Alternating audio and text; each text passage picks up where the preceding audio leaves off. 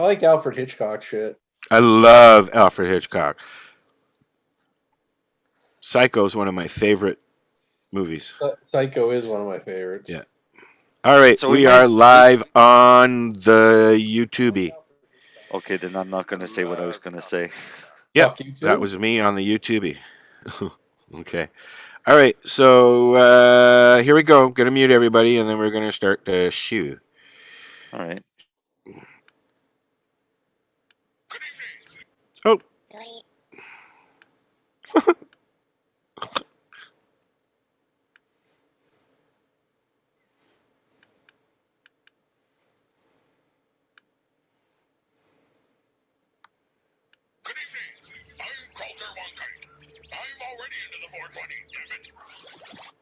you doing? Nothing. Why not? Trying to get on this Lifestyle Radio website. Sounds like a cool website. Yeah, it's alright. Oh, I might have it. You may have it. You're listening to Lifestyle Radio. The opinions expressed during this show are those of the individual participants and do not necessarily reflect the opinions of their associated organizations or Lifestyle Radio. You like music, you like weed, well, we gonna be good friends indeed. This is how much I like more than smoking trees. They'll make you dance the do-si-do and teach you how to chew the grow. Smoke a bowl on the 420 radio show. On Lifestyle Radio. It is. Hello, guys. Welcome to the spooky version of the 420 radio show. Is everyone going to unmute themselves? Yeah, everybody has to unmute themselves. What's going on, people of the weed? We are here live. Baked. Happy All Hallows Eve. Devil's Night. Devil's Night. We are on YouTube tonight. If anybody wants to listen, you can share that shit now, guys, as well. On the YouTube. As soon as you share it on the Facebookie. I'm gonna share it on the Facebookie, and then we'll. There we are right now. There we are. Pardon the sound here for a second. We are on. There you go. See, there's sound. Yeah. Better like that shit. Come on, people. I'll share it on Facebook so people know where it is. Yeah, I'm gonna. Because most of them are sitting there waiting for a Facebook feed. Yeah, it wouldn't let me do the Facebook feed this evening. What time is it? Evening. Supper time, Eric's time. 4 o'clock. Yeah, 4 o'clock. See, Eric gets to spend 420 with us. Yes. I do 420 all day long. Well, me too, but there's always an excuse. Special at 420. Well, 420 usually smoke too. Oh, yeah. What was that can, Eric? All right, we have shared everything, and now we are here. We are live, and what the... Okay, so listen. I asked a question earlier today, okay?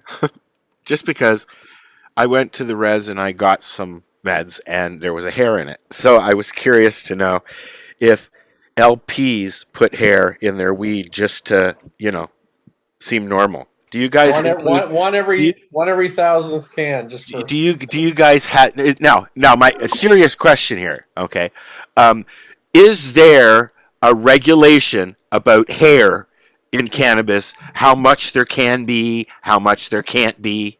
Things like that. I believe the rule is 0. but that's comforting. It would fall under the like the food regulations. Well, yeah. Right. So it's whatever the food regulations say is acceptable. I mean, you're allowed to have so many bugs in your flour. Yeah, that's what I'm getting at. So yeah, I know what you meant. Yeah. So I'm curious to know if, and there's been a lot of people that have answered. So I'll read some here as soon as I. Oh, I was reading them earlier, but you got to remember that most weed that you get from your dealer that has a hair in it's usually dog hair. Yeah. Or cat. Right? I know it gets disturbing if it's like a pubic hair. I don't think I haven't seen any short and curlies in there. Yeah. Yeah, but You know, I did find a dog hair in my weed that I got from the res, and that's okay because you know what? It would be in there if I went down the road because Buddy has a dog too. well, Right. you know, my cannabis that I grow at home has hair in it because I'm a female and I am constantly shedding. So I Where- find my hair tangled up in Where- bud because it gets sucked in through the fan or whatever. Wear a hairnet all the time. As soon as When you walk in your house, when you put a burn hairnet. it, when you burn it, it's sanitary anyways. It's clean. It's fine. It's my So- hair. I can live with that. It's her hair, and she can cry if she wants to. From my understanding, when it comes to anything going into those containers, there's very little tolerance in packaging for almost anything other than bud in the cans or in jars. So we go through UV sterilization and all kinds of, procedures to ensure those containers don't have any foreign obstacles in them.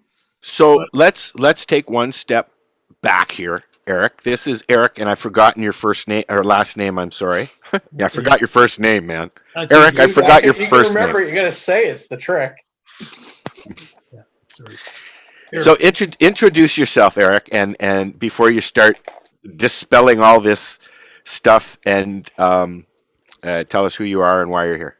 I didn't mean to interject on it. That's okay. No, hey, that's what we do here. That's your job to do. So, yeah, my name is Eric Marciniak, of course, and I'm with Nitrotin. Nitrotin provides packaging to the LP sector. We provide a package that would enable somebody that grows it to be proud of their product at the end of it when somebody opens it. So having said that, we package it for licensed producers. Yeah. And, we Do you have one you can show? You can show us. Do you have one you can hold up? Yeah. So True Row Cannabis actually puts the cans weed in it. Yes, I have one actually, but it's at home. Nitrotin actually only supplies the equipment and the cans to the industry, although we are starting to work with toll processors and we're getting more involved with the actual getting to choose what kind of product goes in the cans. We want to ensure that the can's also branded, so we're not just trying to put any product in it. We want to put good quality, something that the grower can be proud of showing off. And that's what we aim to do. I've been in the industry most of my life.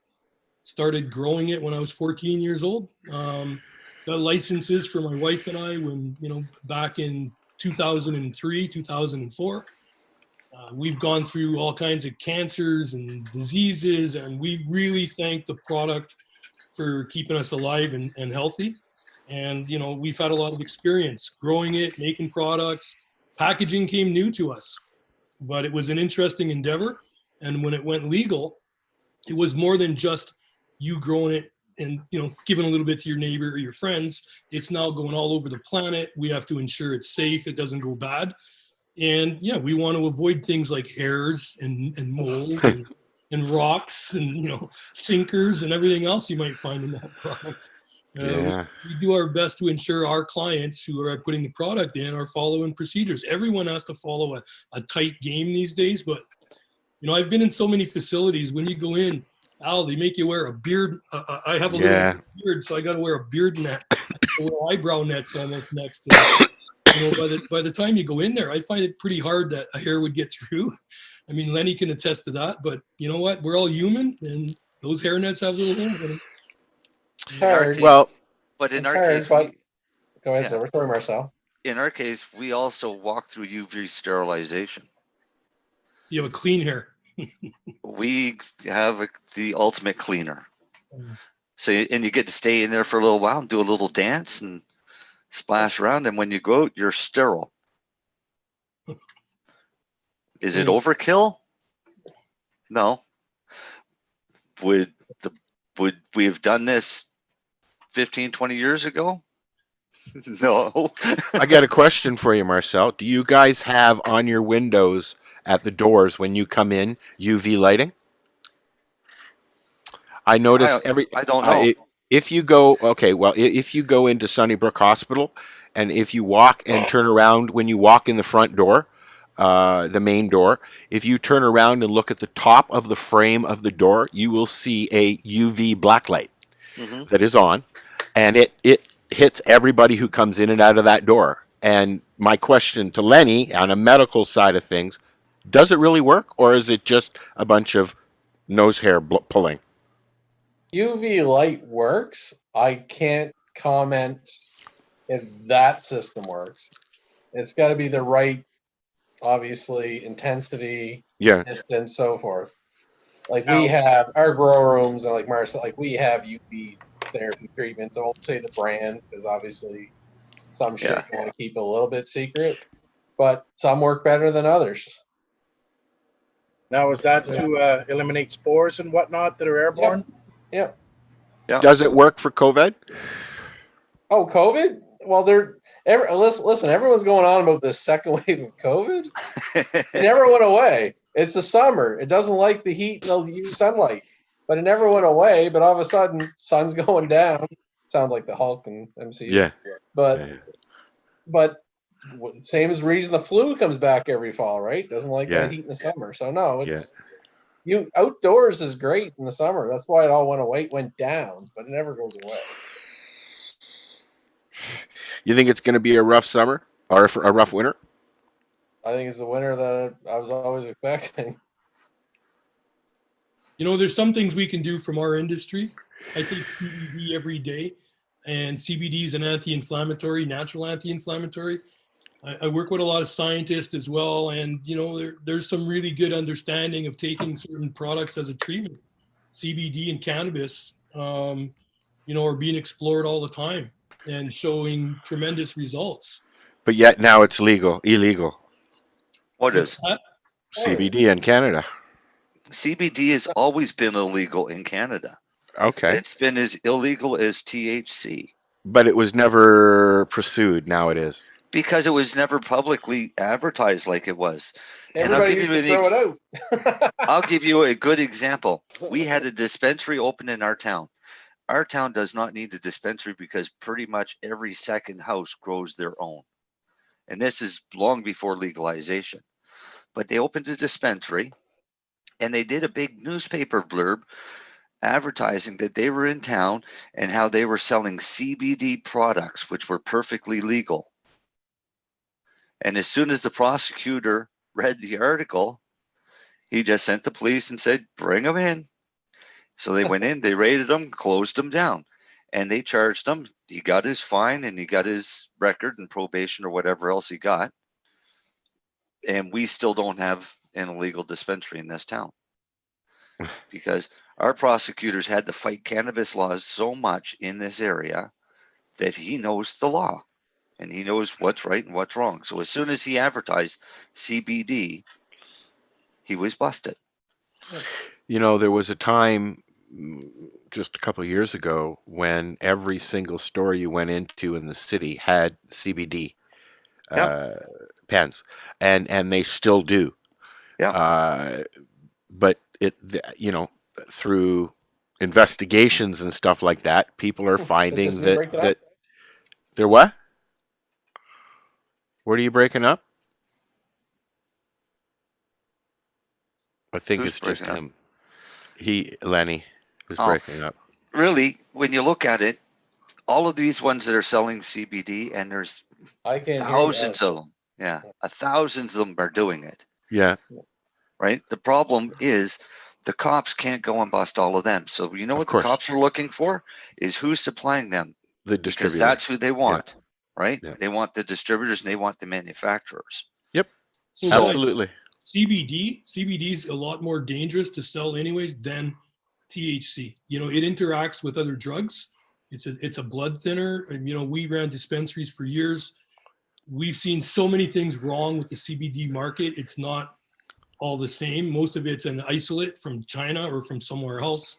They're making CBD out of orange peels. It's not the same product. I grow a really nice cannabis plant that has, you know, 0.6 or 0.7 THC, but it'll sit around 15% CBD. It's a marijuana plant. It's a beautiful plant. It has amazing effects. When you take your medicine from a good starting position and a good genetic and it's safe, that's the only safe way to take it. I don't believe in, taking it down to an isolate at this point. I like the entourage effect. And, a lot of people are getting sick because they're smoking propylene glycol, vegetable glycerin, all these carrier oils. We've made oil. If people spend more money on a battery and a preheater, get the proper product, they don't need to thin it out like water. And I think the whole market needs to be shaken up, and they've got to get rid of a lot of those adulterants in the CBD. It's not regulated enough. I hate to say that. I'm not looking for more regulation. We're looking for safety and people to come up and tell you when that product is something in it that's not really good for you. My only main concern is not knowing what products are actually in the product. That's right. Okay. So if you do it yourself, you know what's going on. Can you tell me a little bit about your can and what's the difference between your can and the tuna can down the road? So, there's a couple of things that we started to look for. Number one, the product can't just be sitting up against steel or metal. In the old days, we used to put it in tuna cans. It was in there for a short period of time. We've learned a lot about heavy metals and about how things transfer. So, we put a coating. These are Organosol vinyl coatings. So they're very, very safe. They're one of the highest end food grade coatings you can get. So just to step back to, was about a year ago, maybe 2 years ago, when a certain LP was coming out with beverages, they found that the beverage, when it went in the can, was at one level, and then when the customer opened the can, it was another level. They determined that the tin was absorbing a lot of the medical aspects. Well, I mean, the recreational aspects of it, really. It sticks to the sides, Yeah. basically. Yeah, just like I have a magic butter machine. So do I. And when you make stuff out of it, if you look at the end, you'll see the residue on the side of it. Yeah, there are ways to keep it, but I have residue on almost everything I have in my house.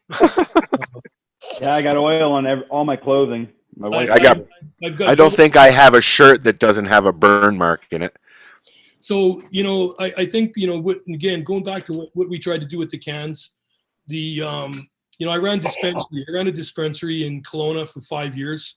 And it was in 2018, they kind of made a bit of a stink about it. Up until then, we had been operating, City knew we were there. I worked with a lot of people. We did a lot of PTSD work.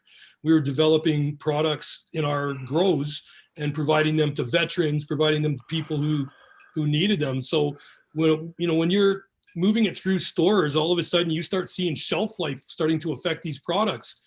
As a grower, I like to get it down to about 14%. And that's a nice 13-14% moisture content in the buds, really nice for me. Unfortunately, what we saw in the market was a lot of 6-7% dry stuff, and it takes the fun out of smoking it, takes a lot of the effect away. Terpenes are gone. So if you can maintain that moisture without getting sick, how do you do it? So basically, if I put it in a can and I put a little drop of nitrogen, liquid nitrogen, and it's microdose, all it does, it spins around there, pushes the air out. When I get that air out, it's about a 3-second spring. It goes over to a second part of the machine, and it hermetically seals a lid on it. Once we do that, you've locked out the oxygen. Oxygen is the problem for everything except us humans. So when you get down to under 8.7% oxygen, that's considered a modified atmosphere package. That means you're less likely to get any kind of growth in there. You're less likely to have microbial issues. We can get down to 2 to 3% oxygen. Very, very low. It means you extend the shelf life. So when it goes through these government supply chains and unionized workers, it's going to take sometimes a lot of time to get to the store and for you to get it to your house. By the time it's gotten there, it's already 6 months and it's probably dried out. If it was put in too moist, it could possibly go bad. And we've had some of that in the early days. Guys tried to get away without using an inert gas, put in a moist bud into a bag, close it up. Even though that was treated or irradiated, it still developed bad issues. So to avoid that can with the proper coating, drop in nitrogen, that's me as a grower liking that idea. The government needs it to be safe for children. We agree. The pull tab itself on the can. There's my empty one here. Pull tab. So we take this can, push down slightly on the top, turn it. There's your child resistant lid, but it's also friendly for people that have arthritis issues. Yeah, it's very easy to open. Yeah. Easy to open, but tested at poison control in the US and got certified. We have the records, how many kids, how many adults, and it passed everything. And it was very, very easy for adults to use it. I like it because you can use it over and over again. Yeah, so exactly. I have them all over the house, everything from in my garage, nuts and bolts, to food products, to, to other weed. I do grow my own. So we added a gasket, and when you close it back up and reseal it, you maintain the smell in the can. You also, minimize the effects of getting oxidation. Now I'm going to crack this one. It's got the tab slightly up on it. So that's a good indication it's got a nice charge. And you can hear the sound. I wish you could smell it. I wish you could smell I can smell that, Eric. Here, have a smell there, Darcy. Can you see that? Put your I nose can up. taste that. Stop That looks on the nice. screen, Darcy. Is that pineapple? This is actually from a friend of mine named Matt on the East Coast, and it's called Matt's Rockstar. So I had some seeds given to me, and I grew them up last year. And it's really an interesting plant because I grow a lot of Rockstar, and my Rockstar is very diesel-y, like gassy. This is very aromatic, sweet. Do you know the Nice. genetic, Darcy? What's that? Darcy, do you know that genetic that he has? I haven't smelled it myself, no, but I knew he had it. I have to put a bub in the wheat in the pipe right now as I'm talking because it smells too No, good. you're not allowed to smoke on the air. Sorry. Oh, no, I'm not on the air. I'm on a bar stool. Yeah, that's true, Eric. Yeah. So, once we get the can sealed up, once we put the pull tab, this is actually, at point of sale, it's probably good enough for child resistance. We didn't want to have to add a lot to the can. We really want to be sustainable. We needed to put a child resistant reseal lid on it, so that's what we do. So it's as sustainable as we can make it. This plastic lid is still recyclable, both components. And it reseals, eh? Pardon me? It reseals. It reseals, yeah. You could take one of these cans, fill it up with water, shake it around, doesn't leak. So, are there? Marcel will know this. Are there many options that LPs can use as far as packaging? I've just heard that they're even allowed to use the resealable packages. They use the foil bags. Yeah, the foil bags. Yeah. Yeah, they're allowed foil bags. Usually, you'll see those in the larger quantity sizes, ounces, and things like that. They are, yeah. Yeah, but because they're sealed, they have to be torn open, and that's considered child resistant or child proof or whatever it's called. Really? Yeah, Wow. because it has to be torn open to be able to open the Ziploc. But once you go to once it's open that first time, it's technically not child resistant after you open the first. So it's not reusable. And then it's up to the parent or the adult to secure that as medicine. But those would be that would be the bare minimum for security purposes, per se. Yeah, of what Safety they would purposes. send you. Yeah. Yeah, for packaging ones. I didn't know that. I was watching something and they mentioned that LPs in Canada had a choice of several different ways that they can ship and package. And that was one of them. And I was like, oh, I didn't know that. I thought it was because, when this all started, everybody was going on the packaging, it's a box and then a plastic thing in there and then another plastic bag inside of that. It's like so much waste. Oh my God. And to find out that now they've got packages like the Nitro Tin and other tuna can type of But they've also kind of changed the rules there a bit where they've lessened that so that you don't need to have your container in the box as long as your label fits the container. I'll give you a little background of the options. So you have your bags, your Mylar bags, you have your plastic containers, glass containers, these ones. and you'll have your plastic or other containers that have a box around it. All Health Canada maintains is it has to be initially child resistant. Mm-hmm. You have to meet the specs as far as warnings, Health Canada logo, size that way. Then it's after that, it's really up to the LP's choice. I'll give you why Truro Cannabis went with the nitrogen package. Mylar bags, yeah, some you can even seal with a little bit of nitrogen as well, but our concern was product's going to get crushed on shipping. So that's why we didn't go with a bag. They take a lot of room up as well when they pack. I have a friend out here that has a. They're going to get squished. Well, his store, when they got their first order of these bags in with nitrogen, they looked like they were really ready to blow up chip bags. And yeah, so they've take up a lot of shipping space. They've tried to do the nitrogen thing with other types of containers as well. Those things. Okay. It's not the difference again with ours is this is non-permeable. Nothing gets through it. I have a plastics company. We don't use plastic. We have a bio-resins company. We're trying to develop plastic out of hemp, and we're not there yet. And there's some composite materials out there that people are using, but they last as long as anything else, as any other plastic. So until we get a trigger mechanism to break it down, this is the best choice for being recyclable and being. If you can tap the hemp container market, dude, you've got it. We have hemp in the fields. We've been growing hemp for 5 years. We actually grow, I would say it's a hybrid cannabis hemp plant. We're getting our registration this year in Canada as a higher CBD variety industrial hemp because it comes under 0.3 in the THC. And, that market is changing. And if you look at live resin extraction, if you look at taking that plant out of a field and using, cryogenic systems to immediately freeze that in the field and get the biomass down on it, you end up with a really nice product pulling out. That live resin smells exactly like what it came off of. When it goes through the whole process and we keep it cold and live, at the very end of it, it's what you found in the field.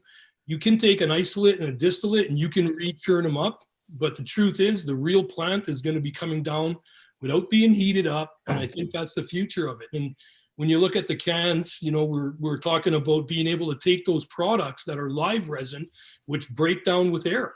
So that live resin material, by putting it into a can with our technology, you're not going to get dewaxing, you're not going to get separation in your concentrates.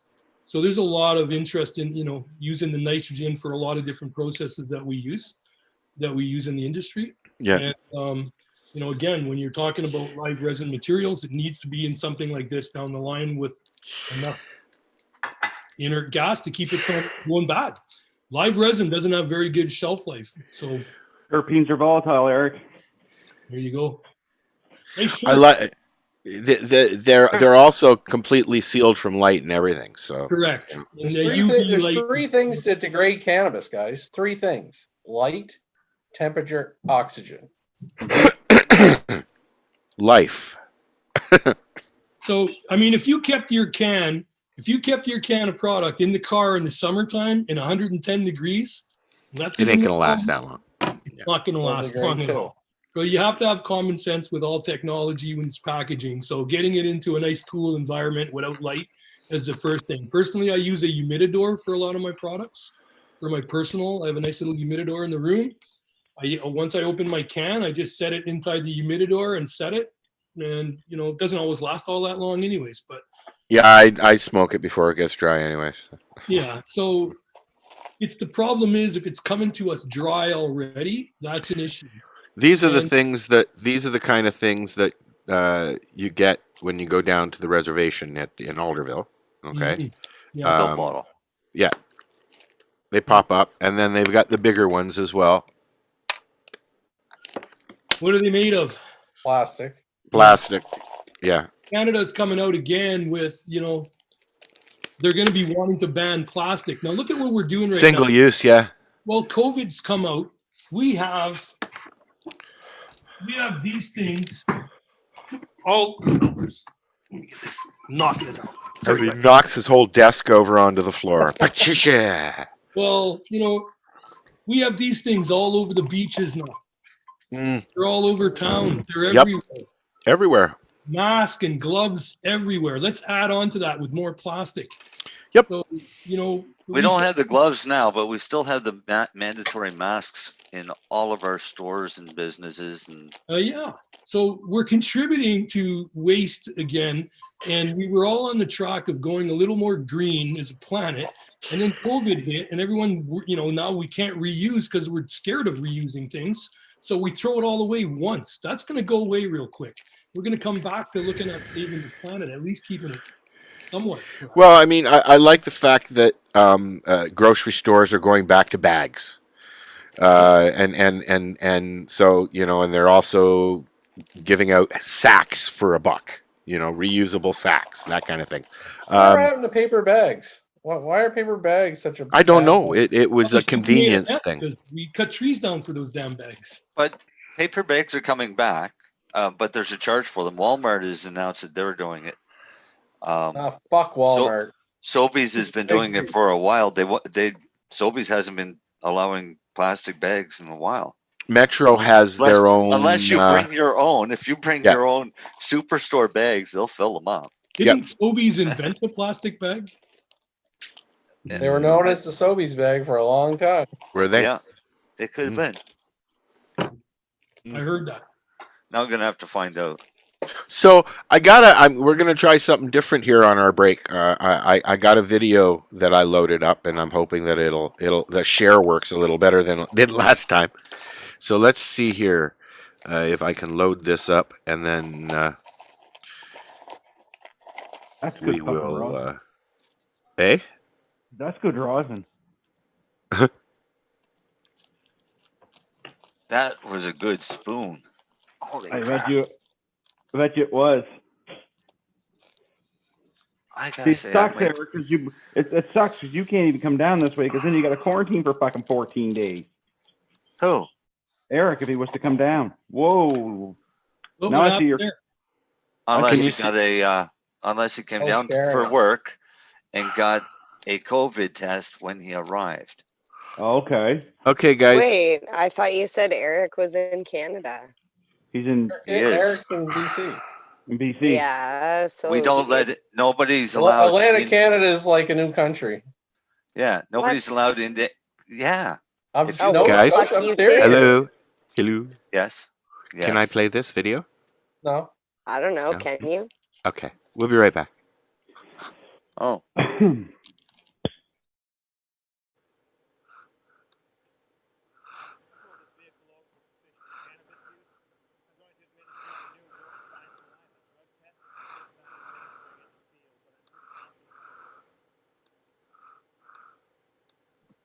Can't hear, Al. Sorry. You can't hear it?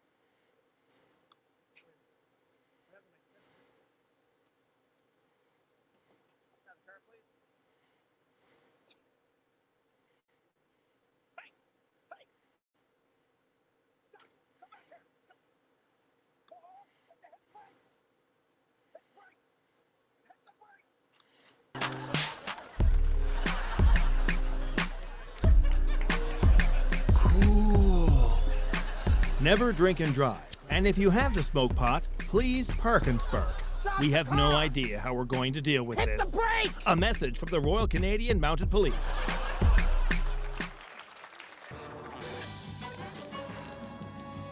Well, we got to hear it right at the end. Yeah, I got the gist of it. I've seen that before. 420radio.ca, powered by ADHD and fueled by cannabis. You heard the end of it?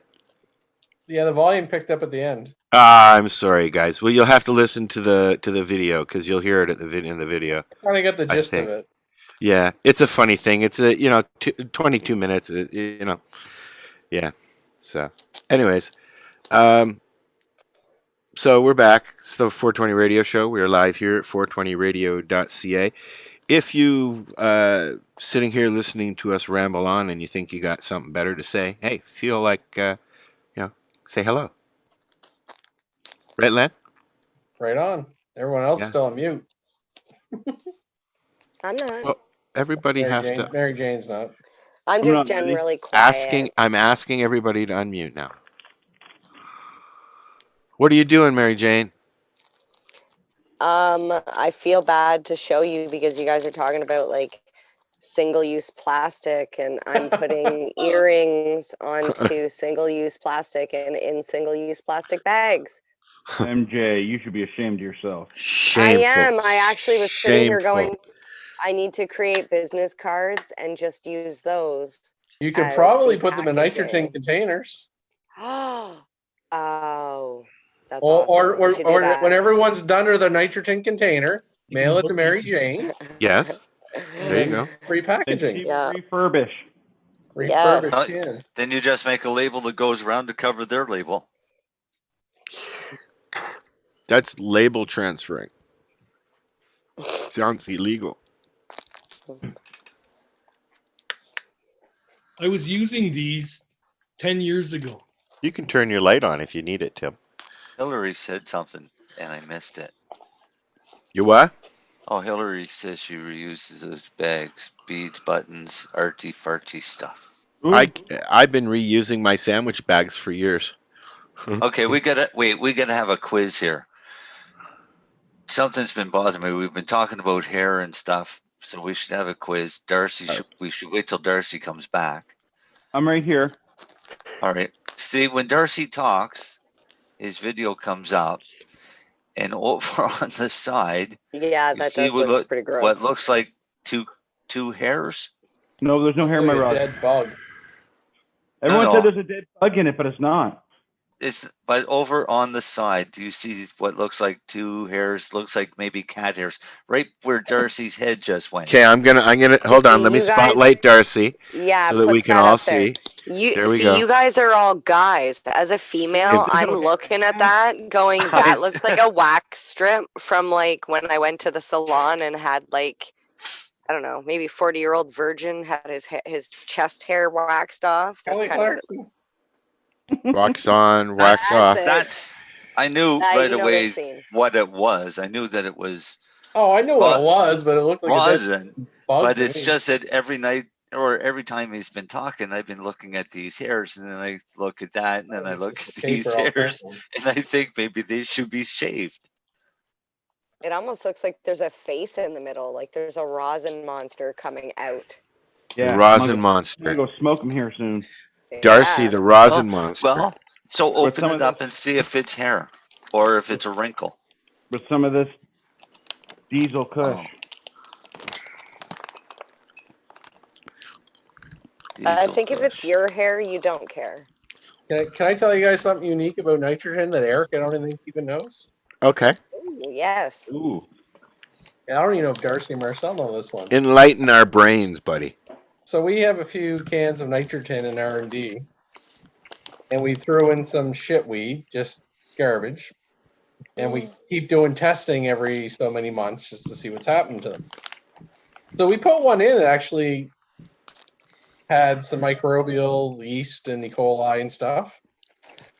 Anyway, 9 months later, we did another test, just checking the cannabinoids, and they changed a little bit, a couple percent, nothing crazy. Moisture was bang on, but the microbes were all dead. You can't live Oh, without that's oxygen. cool. It was just a happened to be one little couple can test that we did, but That's Why is they dead? Is that because of they've basically been starved of oxygen? Basically, yeah. Didn't survive. But Lenny, did you guys notice, did you notice the nose that it improved at all? Did you get any spikes in any terpenes? A couple terpenes changed, cannabinoids changed a couple percent. The one thing that did not change, moisture was exactly the same 9 months later. That's a good liability protection, eh? Because a lot of guys are complaining when they buy LP weed that they're getting, ripped off on the weight because it does dry out a little bit. There's no getting around it unless you put it in. Does Yeah, your kind of. weight fluctuate in the tin? Oh, because the moisture doesn't change. After how long? We're 9 at months. least 9 months right now. Nothing changed. So you're up to a 9 months test now? That's just in house and churro. You go 3 years. I have 2 of them.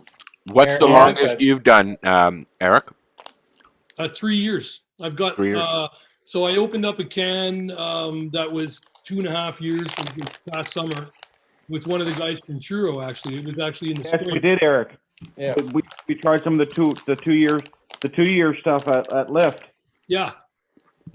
I did it with Danny in Edmonton when we did an install for a company out there. I opened it up and videoed it, and Danny and I both looked at it. It had been in the can for over 2 years, and it was identical to when I put it in because I Yeah. grew it. Cool. So we get a lot of That's a- craft guys. We get a lot of craft guys in the industry that are looking for recognition for their work. They've done a lot of serious growing. They've got genetics. The problem is once you send it off for 6 months in a baggie, and that's the difference. So we What sell. about a plastic jar? What's that? I'm teeing you up. What about a plastic jar? Well, you can use plastic, and you could use all kinds of options. The truth is, plastic recycling, because I was involved with plastics in the past in another company, and we recycle plastic by shredding it down into chips and tiny micropic sized pieces of plastic in order to get it back into the system and use it properly. We break it down. It's almost nano. That plastic gets everywhere. It's so small, it's like fish food. So fish eat it, and it goes through the system. I'm not preaching that all plastic is bad. I'm just saying we need better ways to recycle it. I And at will. this point, recycling plastic doesn't really save anything. Recycle this tin can. It's this tin can. It was a tin can 100 years ago. It'll be a tin can or a car fender, when it gets recycled again. A little bit Or a of pot can. that Or a pot can.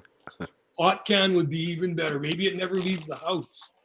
Right? Maybe you use it for everything. So sustainability. And I know people I'm going to give people an education. Everyone looks for this BPA free plastic. People got to remember there's BPA B, C, Yep. D, and E. Plastics are going to leach no matter what. Let me ask a question. Yeah. Does hemp cause any issues when you use it for packaging? For Does what? hemp cause any issues when you use it? Like you mean making a container out of a hemp Yeah. composite? Is there leaching? Is like when you make a hemp plastic, is there leaching, things like that? Is that stuff you have to worry about? Yeah. You know why? Because it's almost all glue holding it together still. Okay. And So- and When we make Somebody needs to to come up with a hemp glue to hold the hemp together. So we are, I think it's called we've looked THC. at this, taking bioresins and making plastics. You can do it. It's just that we can actually do a good job of it. It doesn't break down any easier than plastic. When you look at hemp in general, we like hemp composites, but we got to get a little better at it. We're not quite there. So I see hemp containers. They're going to be permeable for one, so they're going to allow air to go through them eventually. I don't know if they have to put I imagine they'd have to put an FDA approved coating inside it. I don't know if the cost would be any less, but I can tell you, you'll get much better performance out of this. I can drop it on the ground. I can step on it, I can put it in my back pocket. I'm not going to leak. I'm not going to lose it. And the kids are going to have a hard time getting at it. So, we pay an extra 10 or 20 cents or 30 cents at retail. I used to sell a $50, $60 product. It didn't matter if the package cost me as the vendor $1 or 10 cents or 40 cents. It really didn't matter. The liability issues to not use something as to not use a good package, I'd be scared of. People can get sick. We come from the old school. Our motto was always do no harm. Right? So when we tried to help someone, the last thing we want to do is make their condition worse or less manageable. We dealt with people that were sick, had cancer, like we wanted to make life easy for them. So you don't want to make their medicine go moldy. You don't want to sell them dried out product. We have a responsibility to do it right. And you know what? You're not going to lose profit in the long run by spending a few extra pennies on a good package for your clients. That's really what we try to let our sector know. What are there different sizes? Yeah, primarily right now we could, that we're working on one that'll, pull an ounce. Mostly Canadians buy 8s, 3.5 gram. Yep. That's like a pack of smokes to us. Like we buy these things, 80% of the market that I've seen, people still buy these. Is that true at the LP level as well, guys? It's changing a bit. The eighth is the big mover. Yeah. For the big Pre-rolls movers. are coming up, right? But we had a chat with a lady at one of the NSLC stores, and she said now one of their bigger sellers are the ounces. Yeah, but that's honestly, most of those ounces are shit. They're just charging cheap. That's true. You're not getting an ounce of fucking 24, 25%, be it us or Miski. You know what I mean? It's the LP's cheaper mid-grade stuff, which is fine. Well, there's a lot of problems right now. There's a lot of overbuilt up inventory. They got to move it somehow. So discounting the price and putting it into larger containers, that's the only reason they're discounting their prices, dude, is because they have to compete with the black market. So, I mean, you've got LPs now going as low as $5. I know that Cafe in Toronto, all of their stores, they have strains as low as $5. Although I have not been in there in a while. Typically at the reservation, you're looking at $100 ounces.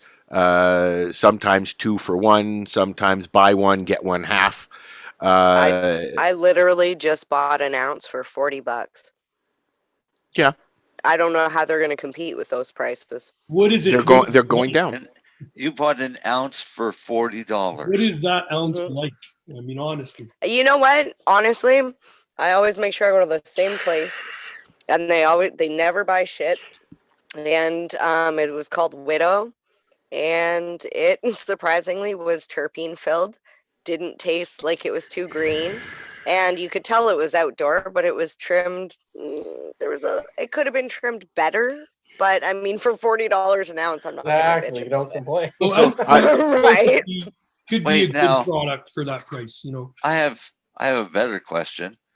Oh, Mary and Kate, I want to say, and the ash was white. can you show us? Mm. That's a Do you good have question. any, or do you have any left? Wow, I think I smoked a lot of it. I can show you what I've been getting from Sweet Leaf.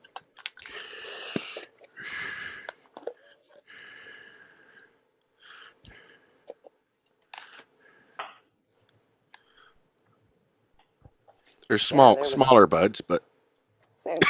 Small bud. Oh yeah. I like how yours looks like it's on TV. yeah.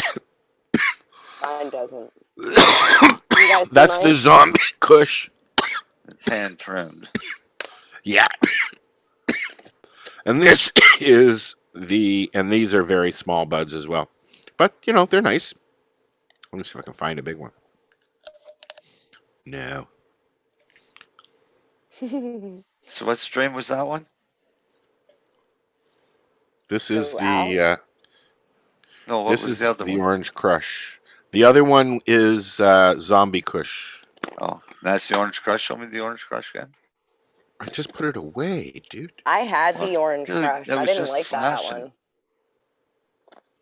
I found the terpenes on the Orange Crush. Okay, That's so not I gonna- don't know. They're all very oily. Like when you're burning it, like you've got to wipe your lips off before you go down the road. Otherwise, you look like you got lipstick. Well, I don't know what Excuse me. terpene it is, but there is a terpene to me that smells like chicken noodle soup. Are you sure it's a terpene? Not. I Yeah. would think so. Well, what else would it be? Well, flav- 40 a bucks, flav- I don't know. There's also things called flavonoids, Yes. and they're the ones that give you the flavor that are slightly different than what the terpene or what this terpene, which is the smell, give you. Well, that would probably be what it is because it smells and tastes like it. in BC here, you could probably buy outdoor weed in the fall for about $500 to $700 a pound. So at $500 a pound, it's about 30 bucks an ounce. And if somebody was, let's say we're going to buy a bunch of it, I could see it going to, selling for 40, 50 bucks. And, some outdoor weed is very, very nice. I have no complaints. The one thing that we can't do in the LP world is it's very hard to can weed that was grown outside. It's like a big sticky fly trap out in the wind, and every wind goes through it. The dust collects in those cannabinoids. If you're doing your job, it's building up contaminants with the resin, and it builds on itself. So it doesn't pass the microbials for Health Canada. But they do take that product and break it down and make a lot of really nice concentrates out of it. So as long as it's not, we grew some out in Truro, some hemp, and some of that product, because the soil had a bit of heavy metal in it, some of that heavy metal made its way into our product. We had to go through an extra step of getting rid of it. It was an R&D project, but we can be affected by a lot of things when we're growing those plants. They pull stuff into the ground. So they're a bioaccumulator. If you don't know what kind of land it's grown on, it can be pulling a lot of nasties out of it. So they put it in brown fields to clear the contaminants out. So my only question when it comes to buying outdoor weed is you got to talk to someone who knows where it was grown, what kind of soil, and as long as it wasn't done in a chemical factory's backyard, it's very safe. Well, shit, that's my whole city. But that's all going to affect the quality of that outdoor product, is the environment it's grown in. We grow it inside. Most of us go through extreme lengths to ensure it's clean and the plant has everything it needs to really grow up and be healthy. Outdoors, you have to baby them and you have to know what you're doing. And we've grown a lot of outdoor weed. And for the most part, that's what I like to smoke. The terpenes are generally, and the flavonoids are more pronounced because it's getting all these different colors from the sun that we can't even reproduce yet inside. Oh, we're starting to be able to reproduce for indoor, but it's extremely expensive. But that's exactly why I grow outdoors and I've been growing outdoors for years. Yeah, I've grown indoors. I've grown every way imaginable, doing test after test after test. But outdoor is where I really love to grow. I like greenhouses. That's a really good compromise. Yeah, it is. Just if you've got the right ventilation set up. We just put them in our tops. They're movable. You always leave them open a little bit. Your sides roll up with bug mats, and you can get really nice buds grown in those kind of facilities. And if you know how to maintain the humidity, you can actually grow a very dense bud. We have some. Oh, exactly. We have some greenhouses out here growing bubba and real heavy rock stars in a greenhouse. That's very difficult to do in a moist environment, but it's all about the airflow and it's all about the controlling the humidity. It's a nice way to grow. It is. I don't know about, maybe one of you guys, maybe Lenny, you can answer this. There's some LPs that have grown outdoor weed this year, and they're talking about being able to sell that flower. What's your take on that? I don't know. There's some that have hit the market before. The beauty of it is it's going to be cheaper. Will it pass all the microbials if it was grown out in a field? I can't see it passing a microbial without irradiation or e-beaming. I'd be shocked. I would even go further. When we take an extract from those fields, you know how much sand we pull out of our filters? That sand is coming from our buds, right? We collect that sand and dirt all summer long. It gets into the bud. It's hard to slow it down. It's got to pass the testing, so we'll see what happens, I guess. Yeah, I guess. When you make bubble hash, Erica, to outdoor, you look at your water, it's almost black. Your water. you're washing a lot mine. of you wash a lot of contaminants off your buds. Off of yours? Well, just off of most outdoor in general. I think if Not you mine. protect it, if it's protected, you're fine. Like I grow some in my backyard in the greenhouse. It's great. Well, Marcel's will be protected. Oh, yeah. Out in a big field. Mine's not overly protected, but and my first wash coming out, it's dark, but it's not really dark.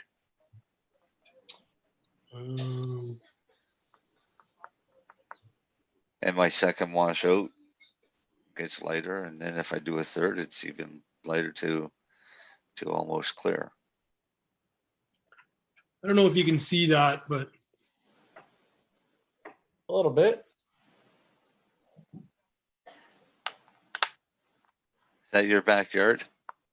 no, that's my buddy's backyard. But is it? that's in a greenhouse, and that product could be put into it could be sold on the market because it was protected. It has bug screens, it has a lid on top, and it still is exposed to the air and the light and the sunshine. So we'll see where the market goes. Oh, there's a market for everything. As I say, you're going to get your ounces at a cheaper price. I just think people, if they think they're going to go get high end, I don't know, I'll throw a wedding cake like that, right? You ain't going to get the high quads in a bag. But everyone's got their own preference, right?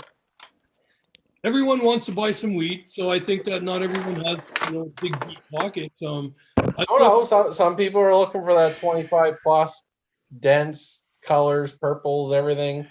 Some people want to just get cheap trim and make their own oil. I know some people on this probably podcast do that shit. Every one of us. It depends on It just depends what the you're price looking to do.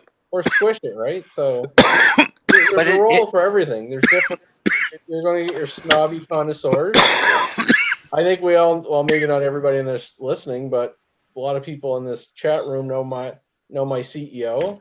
He's a cannabis snob. Yeah. Looking for nothing but primo. Oh. I turned down in my business. See, I think differently. I think on the side of the patient. And if the patient is smart and knows what they're doing, and somebody's selling a pound for $400 and it's outdoor, they'd be a fool not to take it because they'd be turning it around and turning it into their medicine. It doesn't matter what. No, I think it boils down to down to how much you consume, how much medicine do you require.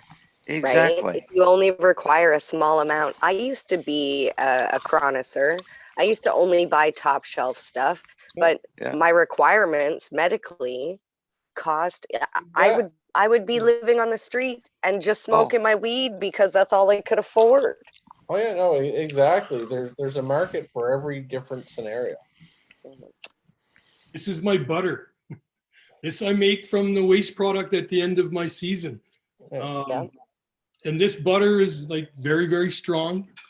It's probably in a teaspoon. I wouldn't even want to guess, but I take a teaspoon at night and it knocks me out every night. So she's strong. If it's knocking out Eric, it's strong. Yeah, it's strong. It's probably up in, well, I bet there's 100 milligrams or 120 milligrams in that. And if I take more than that, it can actually wake you up at night. So there's a lot of things, like you say, Lenny, you can do with this plant. And I'm an advocate for having people grow their own. And if you grow 4 big plants in your backyard, you can have enough product for the whole winter for you and your family. Unfortunately, a lot of people don't get it right. They end up killing their plants. They ignore them for a while. Like in general, I've seen a lot of people just can't do it. They kill it. They want to grow it, but you just can't. For that, there's another market for them, and it's the ability to buy it. And yeah, you don't want to be paying $20 a gram for medicine. That's crazy. I think that, we jumped the gun. We should have had it medically done first. We should have been talking to insurance companies, but That's my only opinion on it. Is should have come in on through medical, and we should have spent a little bit more time, getting the science right. And at this point, I think there was a lot of mistakes made, but we got to jump on. We're one of the first countries in the world to get to do this. So, it did show the mistakes pretty quick and pretty hard. But here we are. The honeymoon is definitely over, eh? Yeah. Now people got to be looking through their pot glasses at the products, and they got to be looking at it, for value, and they've got to be looking at it for, safety. And you want to get what you want to get. Here, the biggest issue we have in this market right now is edibles out here in BC. They're 2 milligram. I know all across Canada, but 2 milligram THC products aren't really moving. Because do any of you guys take 2 milligram capsules 2 milligram gummies? You know what? I just got some 10 milligrams gummies there, 1-to-1 CBD and THC. And, yeah, but that's 10 milligrams, Al. Yeah. He's talking about 2 milligrams. Yeah, hold on. And that doesn't even fizz me. I mean, I'm used to 4 or 500, Yeah. Because you're not a 10 to 10 guy. No. No, when you're tossing all that CBD on there, it's going to take that elevated high experience away from the THC. Good. And somebody like myself would be interested to see what 2 milligram gummy would do, because 10 milligrams is too much for me. So I would be more inclined to put it into a capsule, because you're going to eat 1.5 grams of sugar and fat and everything to get that 2 milligrams. Agreed. Like medicine, you're going to eat the whole thing. Yeah. So, and what about those people who need 10? Are they going to eat 5 of those? And then now they've just how much sugar are they eating? I'm telling you, 2 milligrams is a low dose. It's a very low dose. Lenny, didn't we do a trial with 3 milligrams of THC and 1 milligram of CBD? Yeah. For the powder that we have a patent for.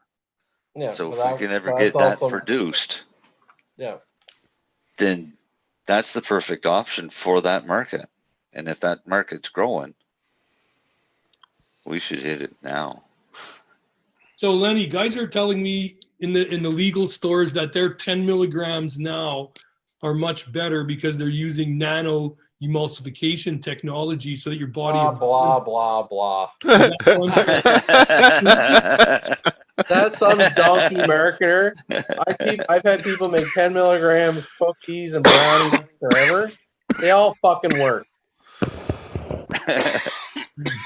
This whole water soluble shit and emulsification, a lot of that so they can put it so it can go into a beverage or.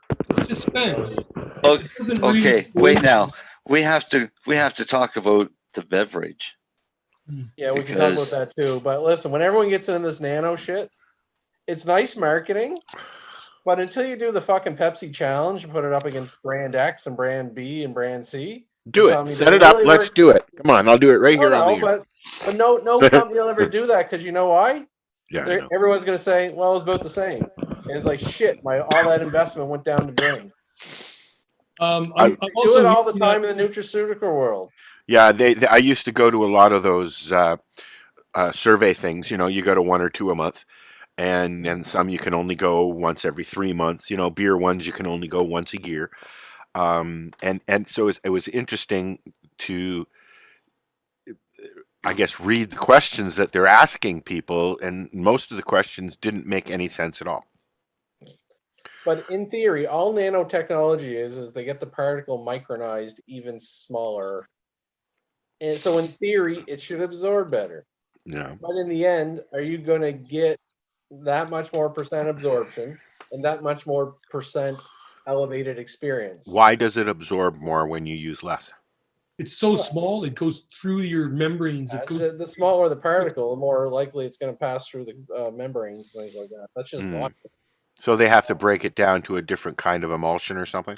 No, and that's what they're saying, this nanotechnology. They're trying to say the particles are smaller, They'll put a little emulsifiers around it. So it's really just a word that somebody's added to no, an idea. It's not necessarily bullshit. It's theoretical. But until you actually take that theory and do a study and compare it, it's all fucking bullshit marketing. Okay. As far as your body absorbing nanotechnology, but nanotechnology does exist. We use it. And the theory is great, but for them to come out and say, "Oh, ours is better because it's nanotechnology," show me the study. Oh, Well, I think, Lenny, a lot of that is simply because they're 10 milligrams and they are competing against, there's First Nations around here with stores. There's black market stores still in DC. There's the government stores. And I got to say, on the weed side, it's kind of come to a reasonable, like the stores that have legal weed are doing very well. Like I've had some really good products come through. Where they're still lacking is those edibles, those beverages where you could go on the Reserve up the road and get a much stronger, like their gummies are 25 and 50 milligrams as opposed to 2 and 5 and 10 milligrams for the same money. Their drinks are 100 milligram drinks. They, and they're doing a good job at it. These are not products that are thrown together. These are done well. I know the science some of these guys are putting into it. So, that's the competition still. The government of Canada has to look at, we can buy 1,000 milligram oil cartridge, but I can only buy a 10 milligram gummy beside it. Is that kind of, if you think about it, where's the logic? Because that 1,000, I can go out in the parking lot and take it all right away. So my gummies, I'm just eating a lot of sugar. I guess that's the argument out here, eating a lot of sugar and a lot of fat. Sugar's allowed though, because it's legal. Oh yeah, yeah, of course. Actually, am I correct, Marcel? Are you allowed to add, or is it flavoring or sugar to an edible? Citric acid and sugar is what I saw in most of the drinks I've tried. Yeah, sugar. I tried the drink. Go for it, Marcel. Because you tried one last week, didn't you? Oh yeah. Oh, it was a wonderful experience. What okay, well tell us about it. What was the flavor? It got funnier. Okay. No, I'm gonna even out the brand because please everybody should be scared of this drink. Okay. So all it was called was Deep Space, and the can looks pretty awesome. And they're on my Facebook. I'm not going to share them on YouTube. What flavor was it? No, we're not. You got to go through the whole steps with me, dude, because this was bad. So the can itself looks really cool because it's all black, and it just says Deep Space on it. That's all it says, plus all of Health Canada's warnings and THC content and crap like that, and ingredients. The top is childproof plastic. And basically what it is, it's a pull tab made of plastic that circles around the entire outside of the can top. So you have to pull up the center, but if you pull up the center, you're going to rip off your fingernail if you can get a hold of it to pull it. So I just cut one with a knife and then pried it up. Pulled that up. When I pulled the thing up, the whole lid came off the can and it snapped onto my knuckle like a fucking mouse trap. And it was a hard hit and it hurt like hell. So finally I got it open. I popped the can open, poured it into a glass, and it looked like a glass of Coke. You sure you weren't on a spoon, Marcel? What? You sure you didn't eat a spoon when you were trying to open that can? No. I ate a spoon earlier, but just check. So far, all we know is it's Marcel resistant. Keep going. yeah. It was a pain in the ass to get into. So I put it in the glass, and it smelled kind of like going into a hospital or a medical clinic, like a really clean antiseptic type place, like medicinal, like floor cleaner. That's what it kind of smelled like. So I took a sip of this stuff, and think of a taste of mixing Dr. Pepper with Jägermeister, and maybe then have an aftertaste of Mr. Clean. Actually, if it wasn't for the aftertaste, it was kind of sounding pretty good. oh, it was bad. So I took a drink of it, And I thought, set it down, and I thought, no, fuck, nothing can really taste that bad. So I did, and went and I had another drink. And because I don't like carbonated drinks to begin with, I don't drink pop or anything like that. I thought, well, I'll let it sit. So I let it sit for a couple hours, and actually ended up eating a chocolate ball that I purchased at the NSLC, a truffle, just to get the taste of this drink out of my mouth. And it worked pretty good. Did you A get couple high? hours off? No, because there was 10 milligrams if you drank the whole can. Yeah. And there was 222, Ooh. 221 milligrams in the can. And it was a much smaller can than all of the other cans. Right? What did you Which pay? What flavor which was is it fine. though? Floor cleaner. Right? Yeah, floor Floor cleaner cleaner. with Jägermeister and Dr. Pepper. What flavor was it supposed to be? Cola? It didn't say. Oh, It just okay. said Deep Space. Oh, Yeah. So wow. the one I And- tried, and- said citric flavored, and when you looked at the ingredients, it was citric acid, sugar, water, and then the THC ingredient. And Holy yeah, crap. you know what? I've had worse tasting, but there was actually no effect out of it. I've had This was- drink- drinks this that drink have was- knocked me off my ass, and I've the had reason I- drinks that have done nothing. The reason I took that drink was because it was the only one that had 10% THC. It had no CBD. It was the only one that had 10% THC. The rest were all 1-to-1s with maybe 5 milligrams THC at most, down to 2.5 milligrams THC. How much Um, per gulp? Not What? much. Oh, for $9 Wow. $9. is the price on the Nova Scotia liquor Whoa. for 10 milligrams. So of like it's THC $8 in a plus beverage. tax, basically. Right? Oh, no. Well, we won't talk about the taxes. Let's just say on the website they listed at $9. That's what the tax is Wow. in Nova Scotia, because they're only going to sell if you're in Nova Scotia on the website. in BC back, just a few years ago, the popular drinks were a little like, it looked like a 5-hour energy drink full of a powder. The powder contained 150 milligrams of THC, some CBD, and the rest was sugary. It was like pixie dust or something they called it. So people would buy that and add it to their bottled water, shake it up. It was $4, $3 or $4 for that pouch in that little bottle. There was 100 milligrams in them. So people would use, 2 or 3 sometimes if they were not accustomed to it. So the 10 milligrams, I like the microdosing for some people, but if you're looking to get high, which a rec store, generally that's what people are looking for. I just don't know. Are people getting high on 10 milligrams drinks these days, or is it? No, I don't know. I make my own. We'll do okay at 10 milligrams, guys. I did eat a 10 milligram chocolate the other night to test somebody's to see how theirs was. Licensed producer. I'm gonna hold off on that because I've got to still just. You know what? All happened because I think I did. I mean, I take a lot, and I kind of. Sounds like you've had a lot tonight, Marcel. Oh man, That's them fucking spoons. I had. That's that spoon. I had a lot made from somebody that I'm not sure he knows how much he's putting into his product. Well, and you know what? And I was going to Maybe mention because unless he had dividing marks to say where he would divide it into maybe 6 or 7 pieces.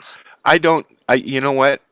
When I make my own stuff, the thing that I like to make the most that I make is I have an empty basket for my Keurig, and I put a nug in there, some mushrooms, and a bag of tea, whatever my choice of tea is, and then I run it through the cycle, and it's instant, and it's always different. It's always medicated, and but it's never the same amount. Like you can gauge, if you take 0.2 of this and 0.5 of that and put it in there, you could come up with a concoction that would be the same every time. But my pain levels and my need are different every time. So why not kind of just, if I need a little bit more, I add a little bit more. Do you know what I mean? How much mushroom do you put in? I usually only put 0.1, 0.2 when I'm medicating with mushrooms. So that's what I'll take. I won't take more than that. I don't like the whole heady thing. I'm not a fan of mushrooms, but I usually do them alone because I find after about 4 hours or so I get a little grumpy.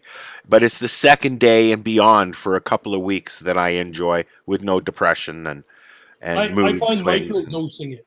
Microdosing it is great. Yep. Take 1 or 2 a day, 0.1. No, 0.2. not even, dude. Once a week, once a month sometimes when I need it. When I feel like I'm slipping, Yeah.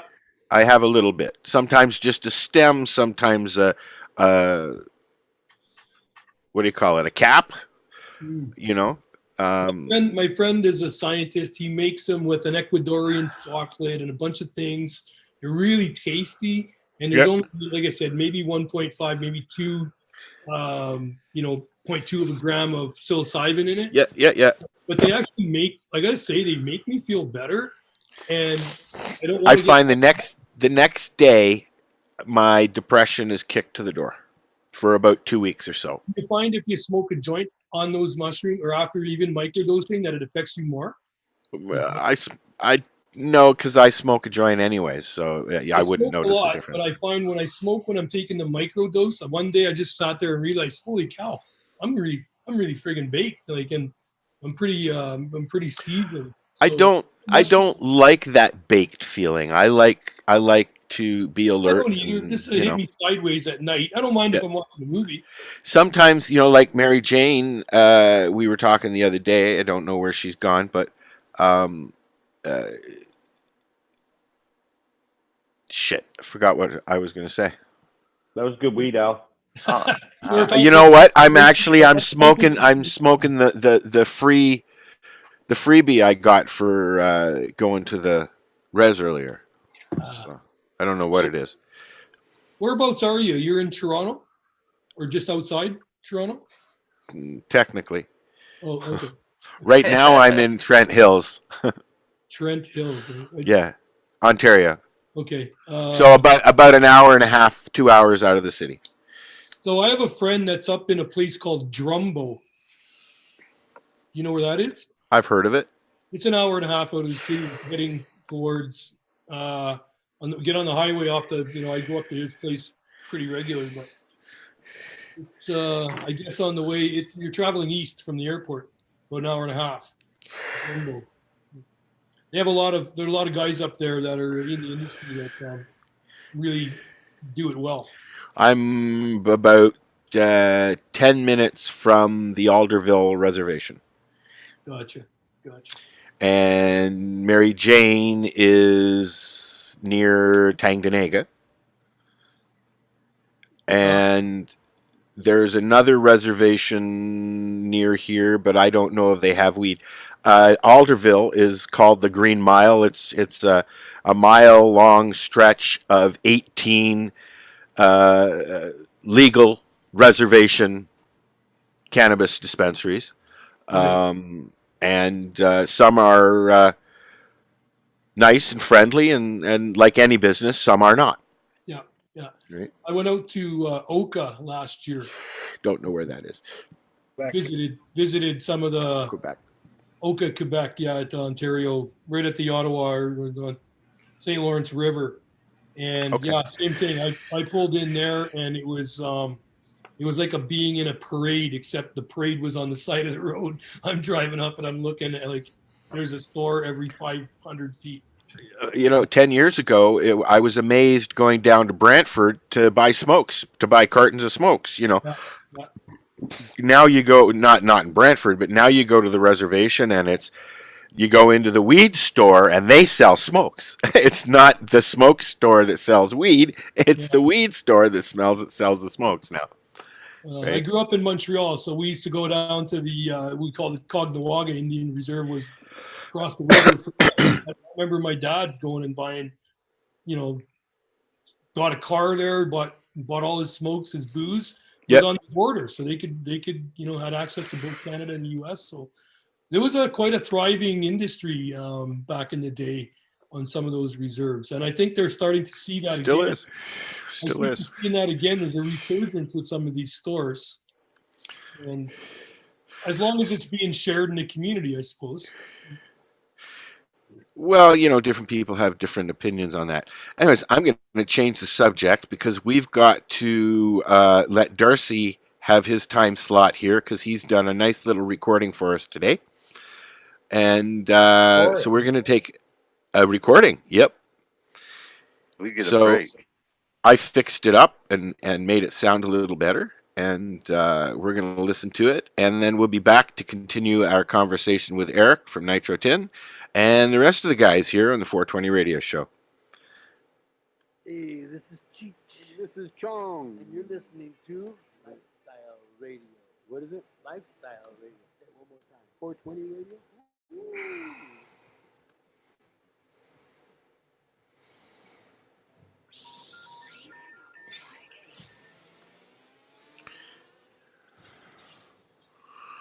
You're listening to Lifestyle Radio. Today I'm going to talk to you guys a little bit about cloning.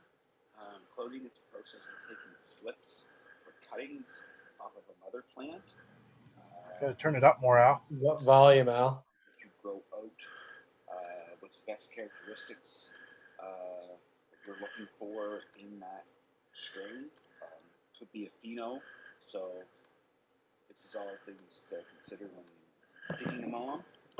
But the reason I was throwing that mom out is so you can have something to take your clones off of for your next round of grow. The clones propagate using rooting hormone or root stimulant. These consist of stem root. There's gels and powders. I use stem root, which is a powder. I prefer it, but there's also gels out there in the market like Clonex, Reno, Psycho, Nutrient Plus. So there's pretty much all your nutrient brands, major brands have a cloning gel, but I prefer to stick with stem root powder. Stem root number 2, not number 1. Number 1 is for really softwoods. Cannabis is a semi-hardwood, so you want number 2 for semi-hardwood. Not 3, because 3 is for straight hardwood. So it's number 2. The reason we take these clones off of a mother plant is so we have genetically identical plant as the mom. So this is why it's healthy to make sure that you use clean moms, free of pathogens and mildews and molds. Like I said, it's very important. Cleanliness is key. Some things you will need in doing this process is things basically scalpels, as you want sterile, as you do not want to introduce any bacteria to that cut, as we all know it'll get infected and infections aren't good. So the second thing you will need is isopropyl alcohol for cleaning your tools, cleaning your surfaces. It's very important. Cleaning is a very important part of this process. Clean cutting board, plastic or stainless steel, I prefer to do your cuttings on. Media to put your clones into basically consists of rabbit rooters,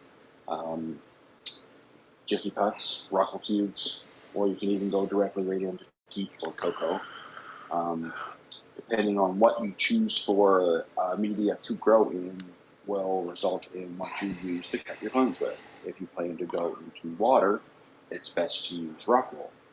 If you go into soil or cocoa or peat, you can use any of the 3. rapid rooters, cocoa, teeth, rocket cubes, jiffy pucks. You can use all of them for soil or a soilless mix. But if you're growing in water, like deep water culture or aeroponics, it's best to, actually with aeroponics, it's best just to get yourself a cloning dome, but we'll get into that more later on or in another segment because that's a whole segment on itself. Yeah, so best to choose your media, then that will result in what you use to clone them. You want a cloning dome, a rigid plastic one with at least 7-inch high dome on it, and a tray. The bottom tray should be a sturdy plastic tube. I prefer to use Sunblaster ones with brand name. I've had good success with them, so this is why I use them. So yeah, other things to use, you need to use is a seed heating mat. Most of them come pre if it doesn't come with a controller, most of them come preset at like between 78 and 80. But if yours does come with a controller, which is optional, mine has a controller on it at home, so I can dial in my my temperatures and keep them consistent. So that's why I use the controller. But like I said, most heat mats come already preset, so they won't get any higher hotter than what the preset is. So yeah. Another thing you need is a rooting hormone, like a stem root or a cyclic gel or a remo gel. Like I said, I prefer to use powder. I've used them both. I've used them both at the same time. I find just that stem root works best for me. Not saying that none of the other products don't work. That's what I find works for me. Lemon juice. The reason I use lemon juice is my pH down. I put a couple drops in my water when I pre-soak my Rockwell cubes to bring the pH down. I'll get into more of that down in the next few steps. And then you need a light. Nothing fancy, nothing too intense. A low intensity light works best, like a T5 or an LED, or you can even buy CFL lights. Something low, don't need nothing too bright. You just got to remember you just want to get light on them. So those are some of the supplies that you would need. So now that you have your supplies, it's time to start the process. First, make sure that you pre-soak your media into RO water. Make sure your pH is on. I pH mine at between 5.6 and 5.8.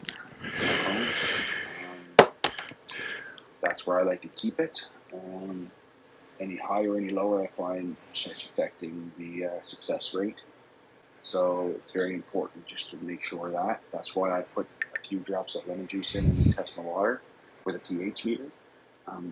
If you don't have a pH meter, usually 10 or 12 drops of lemon juice will bring it down enough that you can use it to get your clones to take. So if you don't have one, or you can use pH down if you want. I prefer to use lemon juice, but that's, like I said, that's me.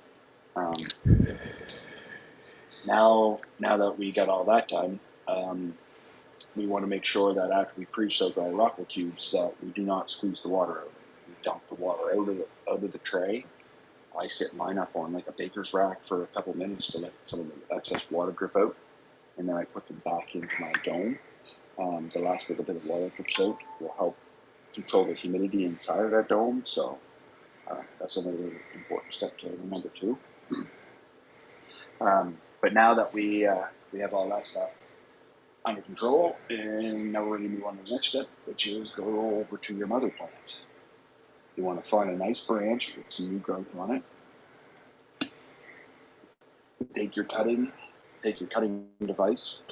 Can be scissors, can be scalpel, can be a razor blade, as long as it's sterile and sharp. We want to make that cut on a 45. Actually, first we want to go, and after we find that branch with the new cuttings, we want to go count in the top, count 3 nodes down. take your cutting. You want to make sure that there's a node underneath that can grow out for a new clone or a new branch down the road. That's an important thing to remember. But make sure you're 2 nodes high, and then cut a 3rd node. Take your cutting and put it into a glass of water until you're ready. This is RO water. If you don't have RO water, sterile water works great. Chances of your tap water hurting you is slim, unless you live in town with chlorine and fluorides and stuff. But if you're using well water, you're all right. We'll get into water a little more and how important it is here in one of the next episodes. But for now, I'm going to continue. So after you took it and put it in a glass of water till you're ready, we want to, and the reason we put it in the water is so it don't wilt, and you don't want to get an air bubble in that stock. Airlocks are not good. Now we take the cutting out of there, dip it into the stem root. Actually, what I like to do is take a little bit of stem root out, put it onto a plate so you don't contaminate your stem root inside of your dish. So take a little bit out, shake it on a plate, roll your stock in it, get it on there, about 1.5 to 2 inches out your stock. You don't need a whole lot, but you do need some on there. What I like to do is put a little dab in the hole, but like I said, that's just me. And then when you push your clone after it's got the stem root on it, you want to push it in. You want to make sure that it's snug, firm. If you have a big hole around the stock, and you can see down there, I would put a little bit of the rock or two off a little bit of the rock off the side, poke in the hole to fill the hole in so everything is nice, snug, and secure. But like I said, that's just me. You don't have to do that. That's just a little trick that I found that works and gives me about a 98 to 99% success rate depending on strain. And that's another thing for strain. Everything is also strain dependent. So now that we have our rock wool in our once clone is in the tray, now that we have it in our rock wool or in our soil or whatever media we use to do our cloning, now we're going to place that into that dome. We're going to take a spray bottle and we're going to spray just a fine mist of a mild nutrient-based solution inside of there. So when it drops down onto them, it helps them from yellowing out. I like using there's different products you can use on the market. Clonex has a product. Living Clone Solution has a product. Most of your companies have a product that you can use for clones to keep them from yellowing out. Sea Boost, which is kelp and seaweed based. I like using it because it also helps speed up the propagation process and keeps my clones from yellowing out. You want to put them clones under 24 hours of light. Most people do. I use a 20-hour light cycle on, 4-hour light cycle off for my clones, but like I said, that's just me. That's what I run my best success at. But most people use 24 hours of light. It's not going to hurt you. That's why it's important to use like an LED or a T5 or even a CFL light, because they're low wattage and low power draw. So lights on for 24 hours. That's an important thing if you're on a budget. Checked on them periodically. You want to over the next 7 to 10 days, just to make sure that they're not drying out, but they're not too wet. There's that happy medium there. It might take you a while to find that happy medium, but there is that happy medium there. Where the clones love it. 90% humidity inside that dome we really like. After about 5 days of the dome being on there, I'll take the dome off for an hour or two a day to just let natural air and temperature from the outside in there. But that, like I said, that's just me. Yeah, so it should take you about 7 to 10 days to get your roots on your clones. Any longer than that, like I said, there's all kinds of different factors to add in there. You can go back over the steps and check them out and see if maybe you're messed up on one or the other. But like I say, 7 to 10 days, most clones will root up. But like I say, some strains go longer, other strains go shorter. It's a lot of that's strain dependent. And if you take your clone off your plant and it's got a woodier stalk, you want to split that stalk to let the hormone get in past that bark, because that bark's going to be hard for roots to push out.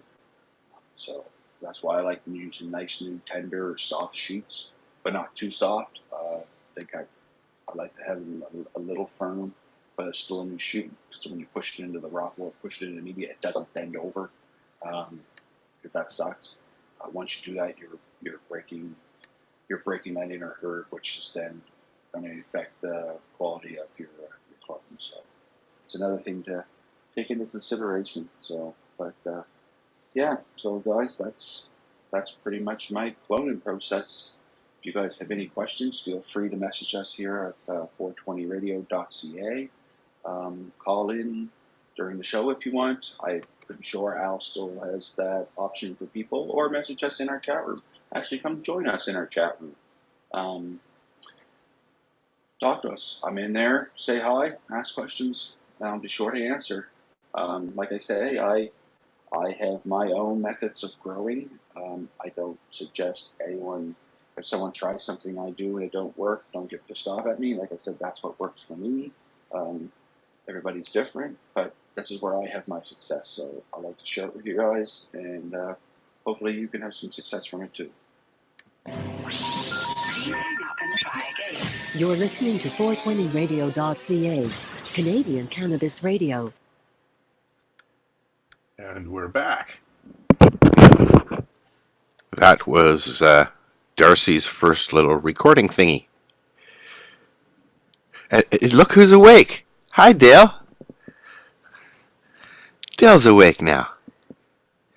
Dale fell asleep earlier.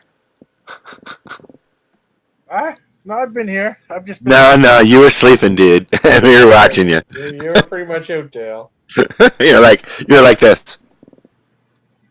That's that hat. I was looking down. Yeah. He was zoning in when he was trimming. That's that hash.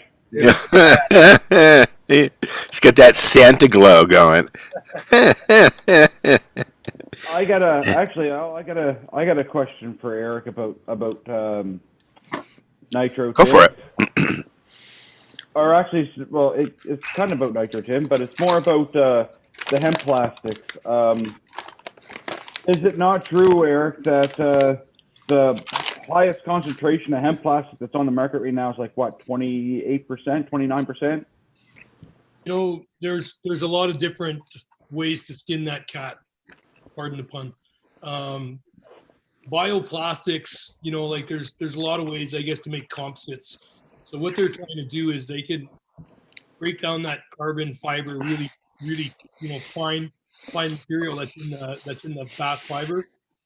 So you can make it you can pulverize it down really fine. They compress it under pressure and they carbonize it.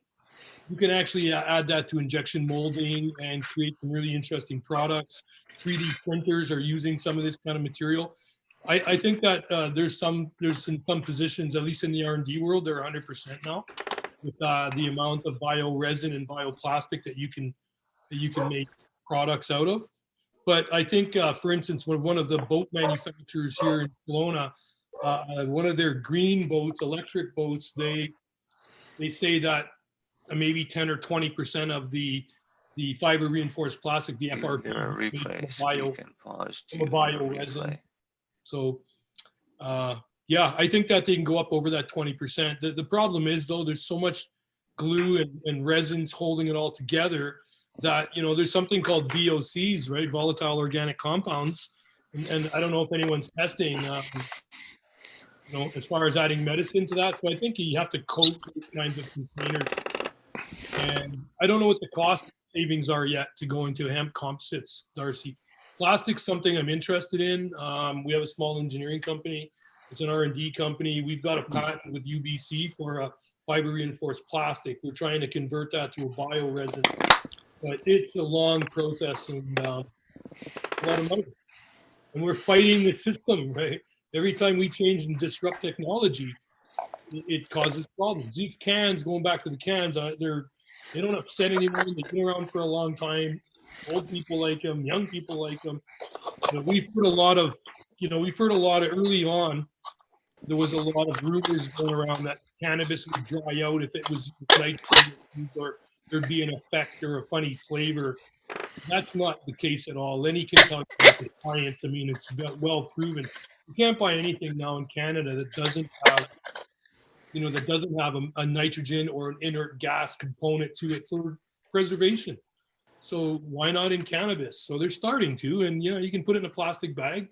You're still going to have issues with leaching. So, going to the bioresins, bioplastic, we're not there yet. I think we're I've got a composites company. We're not there yet. This is the easiest way we can do it as far as, I would love to make a composite lid, a child resistant lid. I don't like making them out of plastic. We could make one 20, 30% bio, but it's not really going to benefit anything yet. So we can still recycle everything. I think as the market evolves and changes, you're going to see all kinds of different packaging coming into play probably. And size differences, I've seen the 1 ounce coming out and half ounces coming out.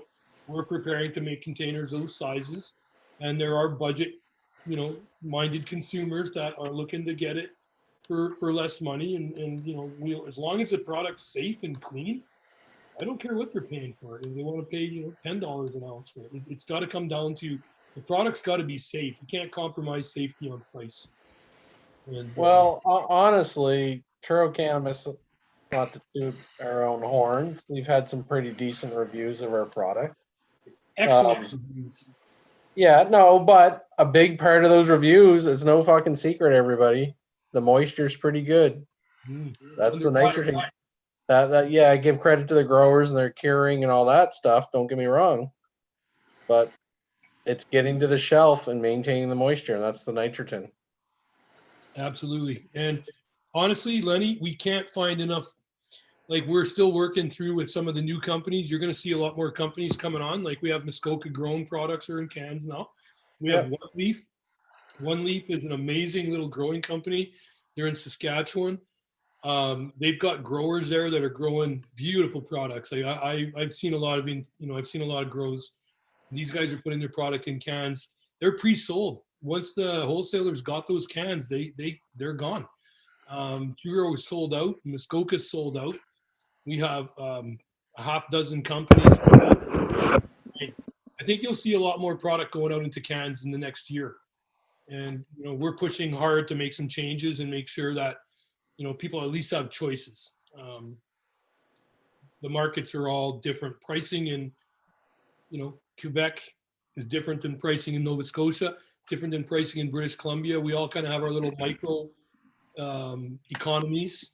Like what's an average eighth go for in Toronto, for instance, like in a store, and then compare it to what you'd get in the legacy market. I actually know in the Toronto. Yeah, I don't go to legal stores.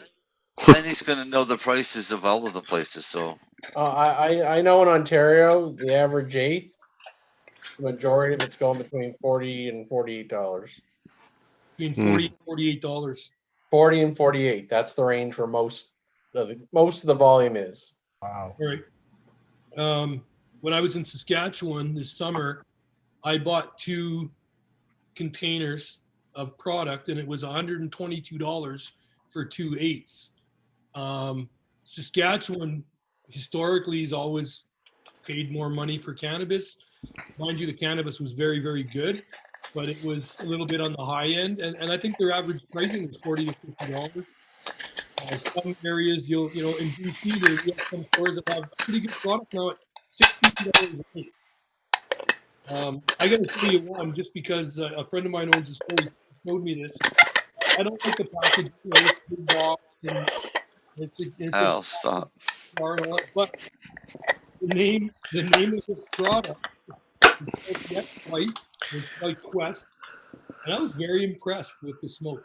And I'm an old Montrealer, been smoking my whole life, and there's some products that are starting to come around. And I don't think this was overly expensive. It might have been $40. You know, but I got to tell you, the flavor, the nose, it was really, I was impressed. I just wish they'd change their packaging. It was amazing. It would be much better if it was in a can. So I think there's going to be some changes, Al. It's coming along, right? I support all the markets. I'm a cannabis user. We're cannabis, we're cannabis survivors. We survived because of the cannabis plant. It's certainly different to see what we used to use to now. I mean, the packaging is a little bit much. Yeah. But to be honest, I'm okay with a baggie. Do you remember the album cover, the double album? Yeah. cover? Yeah. So when I used to buy, like, I grew up in Montreal. So you'd have to buy some weed, and you'd have to break it all up on an album cover and get all the seeds to the middle. Yep. And write them down. The wall. Half that damn bag was seed. The rest was, I know how they did it in Mexico back in the day. They put it on a car jack, put a car over it, and crushed down the container and sent that off to the U.S. and Canada. And, I remember the weed being like that when I first started seeing weed.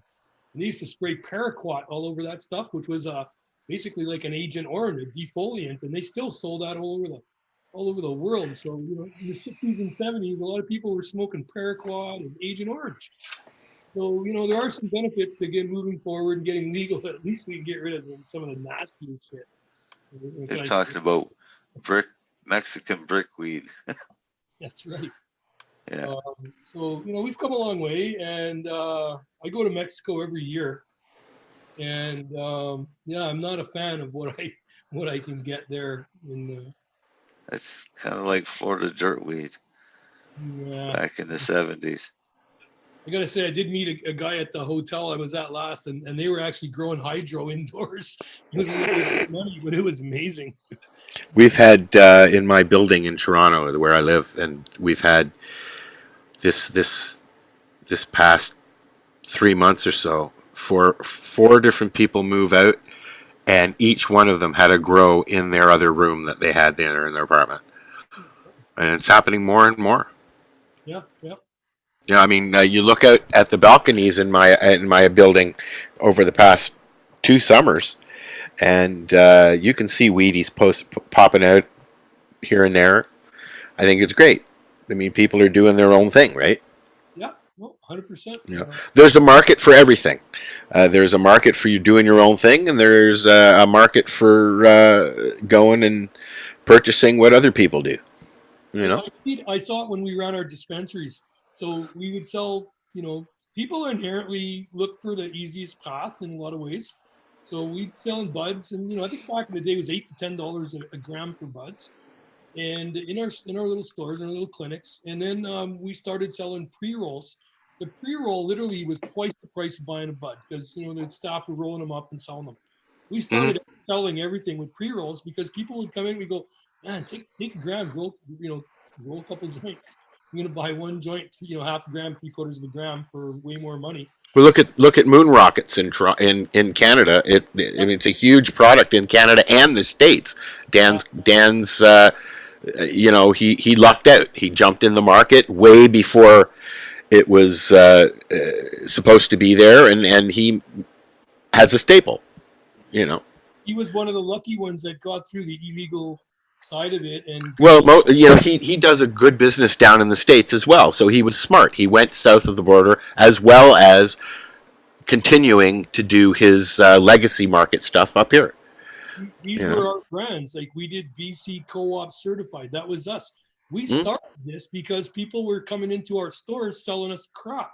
We had to start testing everything. We had some couple come in, really trustworthy looking, and suppliers, and they had these containers. I didn't know much about CBD, but they were selling a CBD product, and it had a good reputation. So we started taking it in and had it in our store, and people were coming back. Then we had the average age in our clinic was 50 years old. So 70 and 80 was pretty common coming in every day. And, you know, it ended up that, you know, I guess, well, it doesn't really matter. I don't want to take up all of this time with these stories. You know, the stores in back in the day, these people were selling product there was no CBD in it. We tested it, and it came back and they were micro dosing THC. So the little old ladies that were taking it were getting an effect because it was 0.1 milligrams per ml THC and 0 CBD. They were selling it as a 700 or 800 milligrams per. Yeah, there's a few products that Tim Barnhart at Legacy 420 has outed. He's had them tested himself. Yeah. Stuff that that we used to see at our markets in Hamilton all the time. Products that sold crazy out the door. To find out that this instance of a chocolate bar is put out there at this much milligrams, and it's only got 2 or whatever it is. It's much lower than it's advertised. It's pretty shameful because these are products that I know quite well, that I know a lot of people that use them, and I'm like, wow, are you fucking come on now. Right. That's like going and buying a Coca-Cola and it's not being a Coca-Cola. Well, we certified it because most people came to us for medicine. Yes. Us for medicine, and we don't want to do any harm. Now, if it turned out that the product didn't do any harm, and it actually was helpful, but the point is, people take CBD as an anti-inflammatory, not as an analgesic or pain control, and they were given the wrong information. Like, so we, so this went on for a lot of years, and it's still going on. So yeah. And it'll always go on. I mean, look, it's going on in the market. Look at all the fake clothes you can get. Look at all the fake drinks you can get. And you're putting it in your family's mouth as medicine, and you find out that someone's doing something wrong. I'm old school. I might want to come and talk to you. Yeah. Are sick, right? And somebody needs to advocate for them. And I've always tried to be that advocate. So when we got into the challenge, So why don't you? We're at the end of our show, so why don't you do me a favor, Eric, and just we're at the end of our show. Yep. Look at the time, dude. Yes, Marcel, that spoon was really good, wasn't it? Wow. You're like, yeah, man. It's pretty good too, though, Marcel. But there's a good example on milligrams. Yeah, really though, hey. Because I wake up every morning and I take a capsule, and it's probably 25 milligrams THC. That runs me all day. I'm fine all day. Tonight, not all night though. Tonight I decide it's Friday night. I decide I'm going to eat an edible, and this is somebody that doesn't either want to do the math or doesn't get this product tested. So I like how he does it. Each edible is 100 milligrams THC. So I guess it would be up to you to divide it up into 10 pieces. You were so inclined. Well, yeah. No, but just give me the whole fucking thing, please. If there was markings on it to indicate that, then that wouldn't be a bad idea. But eating the whole thing is pretty good. So that's 100 milligrams of RSO, all right, which means it's 100 milligrams of oil. RSO. If his oil's running around 70%, let's say he's running 70%. It was 74.8 actually. Oh, there we go. The oil was lab tested, just not the edible. Was that distillate oil? No, that was actually whole plant extract. That's pretty good. And charcoal filtered, Eric.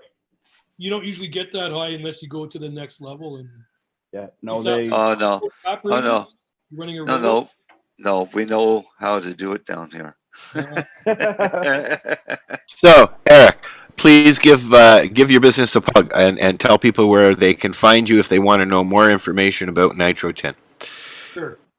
You can go look at our website, nitro10.com. We have a lot of information, some cool pictures. We have, look at Truro cannabis when you're looking at cannabis. Look at Muskoka grown, and look at One Leaf. Those three are, blazing a trail with these products. Their products are great. So I would encourage people, to whatever you're doing, encourage the people in your retail to try and get Nitro Tins in. We're going to do our best to get them out. You'll see in the next 6 months, there'll be a lot more companies running our tins, and give them a try. Please contact us if you have any comments, nitrotin.com, and I'll talk to anybody about this. And we really do believe in taking care of the person that's going to use the material. And that's always been our belief. So thank you for having me on, Al. I hope I didn't monopolize it too much. No. We're all about conversation and not question and answer period per se. So it's our Friday. This was 12 years worth, buddy. So nice. Well, Hi, I don't care. Yeah, me too. Seeing you guys again. So thanks. Anytime you want to come in and hang out, you're more than welcome, Eric. And next time you're in Toronto, I'm sure we'll see you as well. Eric, you can join anytime. There you go.